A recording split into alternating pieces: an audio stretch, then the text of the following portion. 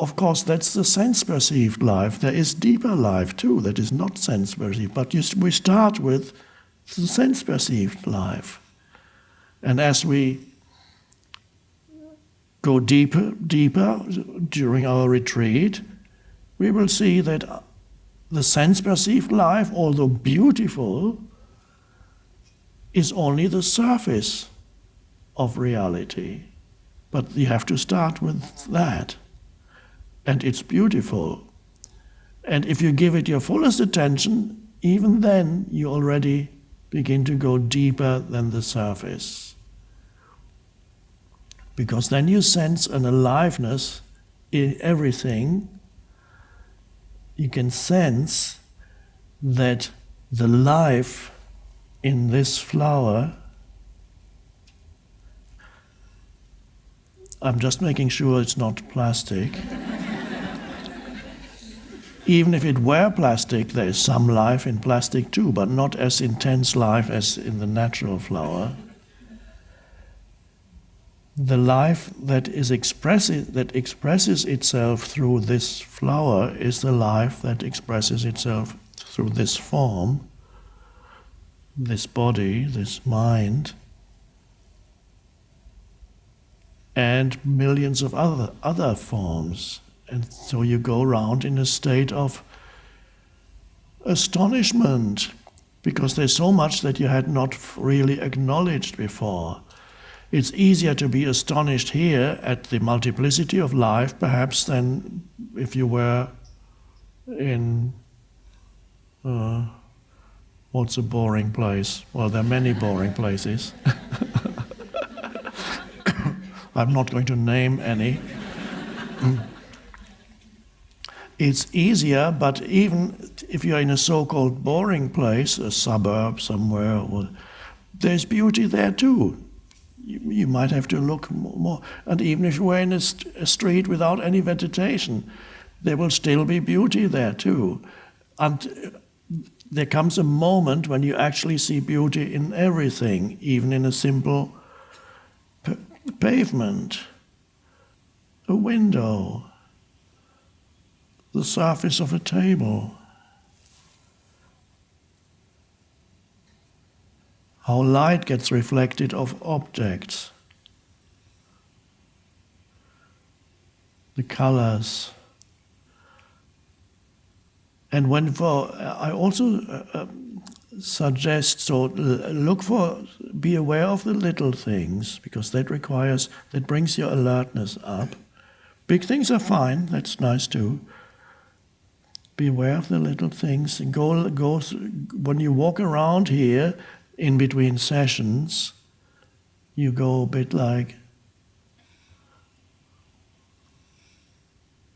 as if you had just arrived on this planet.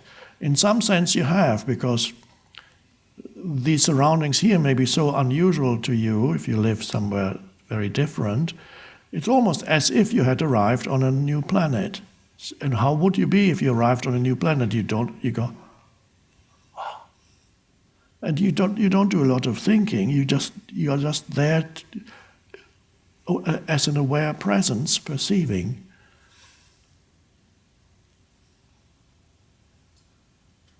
Like a child, before a child learns the names of things, but you're not regressing, you're transcending that level of conceptualization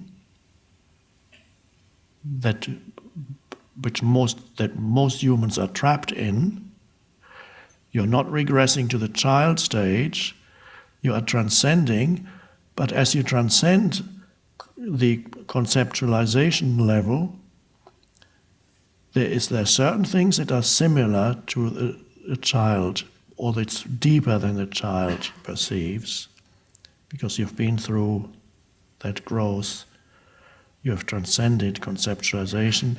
There's a deeper knowing that the child does not have, but in other ways, there are certain similarities with how a child perceives the world. And it's not for nothing that Jesus said, Truly I tell you, if you want to enter the kingdom of heaven, you must be like a little child. That's a very important pointer.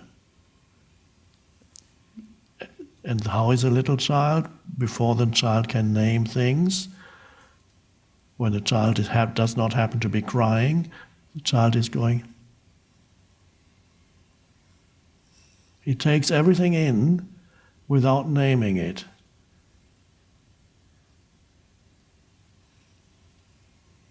And there's a clarity of perception.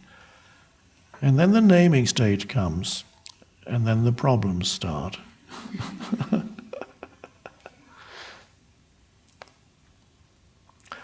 Another thing need to mention to be aware of here, I highly recommend that you do not switch on your television if you have one in your room.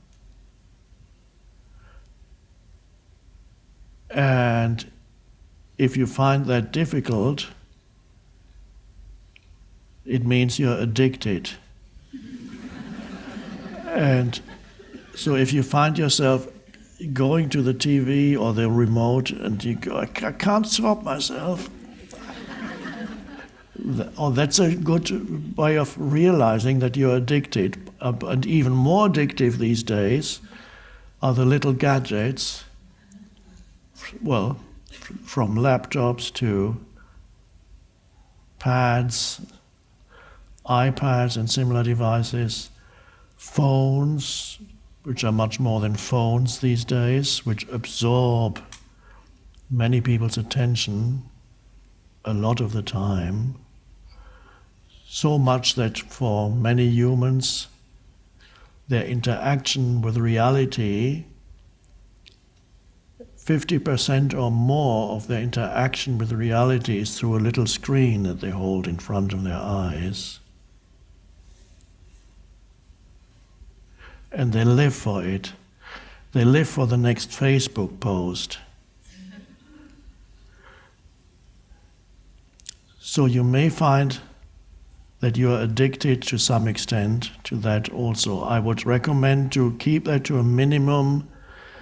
The devices, if you absolutely have to, set aside 10 minutes, 15 minutes a day when you actually do interact, or you look at your emails or Facebook posts just to see what other people are eating or what they're wearing. And you can say, oh, that looks great. Or you may compulsively take a selfie of yourself here. Look where I am. And then hopefully everybody will feel jealous about you. We may talk about those things a little bit more at a later time, but in the meantime, I would recommend that you break the habitual, if for many of you, what is habitual interaction with these devices while you're here, in order to fully benefit from being here, so that your attention is not absorbed by that, because that really amplifies the mind. Unless you have something that you're looking there that promotes presence. You might see a present moment reminder.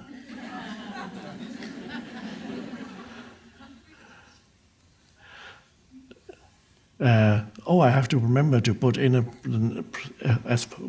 present moment reminder. It needs to come up on the screen. It says, put away your phone. We'll have to write that down for the next one. Stop looking at the screen, look at the sky. Oh.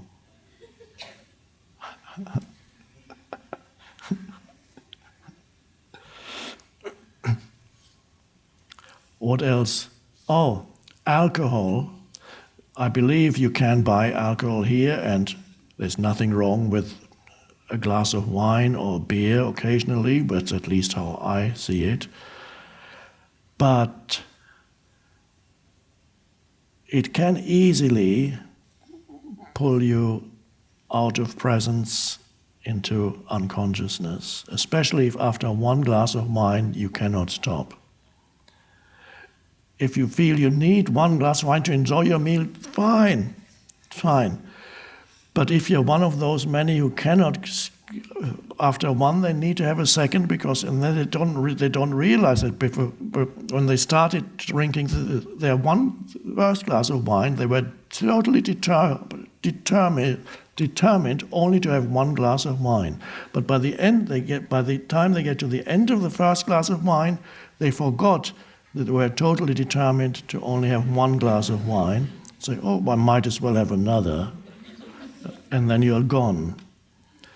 So if you are one of those, don't have the first one. Or beer, if you cannot enjoy the meal without a beer, or you must have your beer before the meal, okay. But if you cannot stop and you must have another one after that, this would prevent you from benefiting from being here.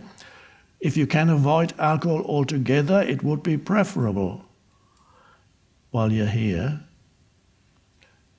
So this is not a boot camp retreat. There are retreats like that where you get strict instructions, no alcohol, you're not watching television, you're not going to talk to anybody, you're not going to look at anybody, and we're going to meditate for 10 hours a day. Some of you may have been on that retreat.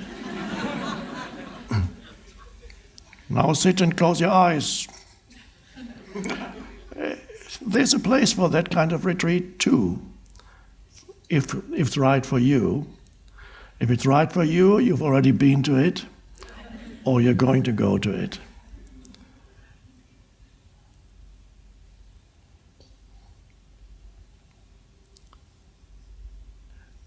So I'm not mentioning other drugs because I don't think I need to here. I don't think you will indulge in those things here. There's something much better than acid or pot, and that's called presence. It's not a drug.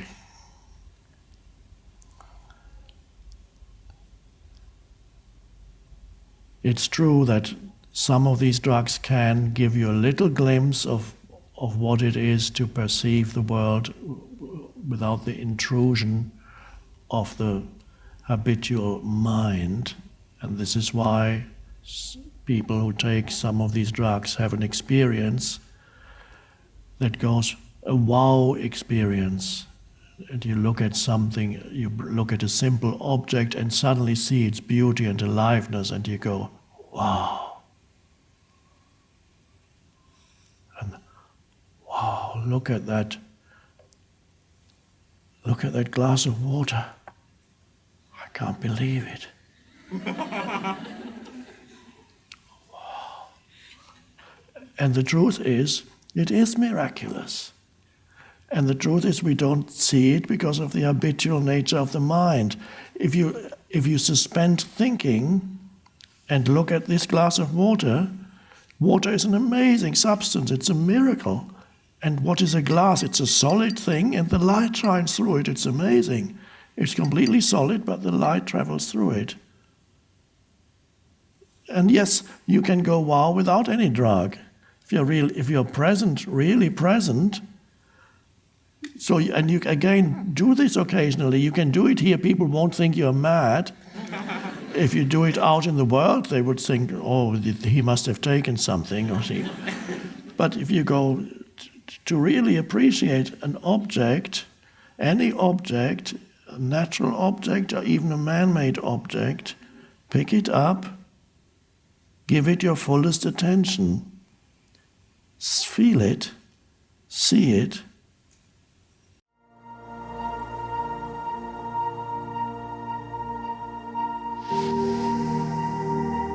This mind-made sense of self is also much more focused on the negative than the positive. To be free, you awaken to who you are beyond your history and your life situation.